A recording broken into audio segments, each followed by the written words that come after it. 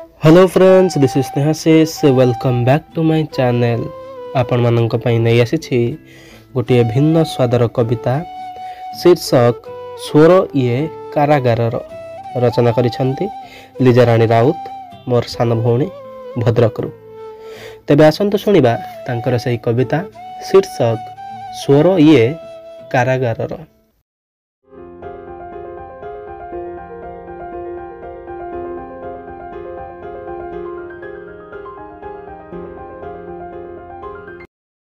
जेतेबेले समाज बासंद करी दिए, घृण्य चक्षुरे अवलोकन करे मुही केवल दुई हाथ मेला करी कोळई निए निज पाखकु।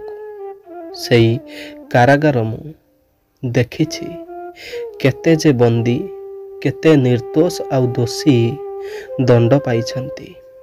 आजीवन कारादंड ठारू नेई मृत्युदंड जाए घटी जाइछि सबु मोर एई दुर्गम पाचेरी भितरे। अनुतापरे दग्धीभूत दोषी को पथ देखाए, परिचय दिए, आत्मसमीक्षा कराए, गढ़ी तुले केते जे अविस्मरणीय व्यक्तित्व को।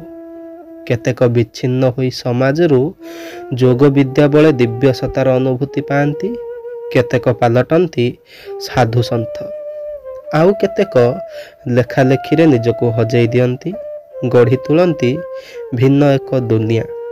केवल थाए जेउठी निर्जनता आउ एकाकित्व।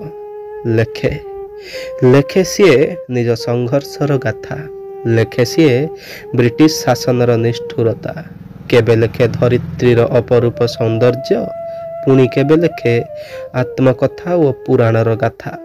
तार लेखनी मुनरे किछि ताला न थाए, बखाणी दिए तार जीवनर अंतहीन घटना को।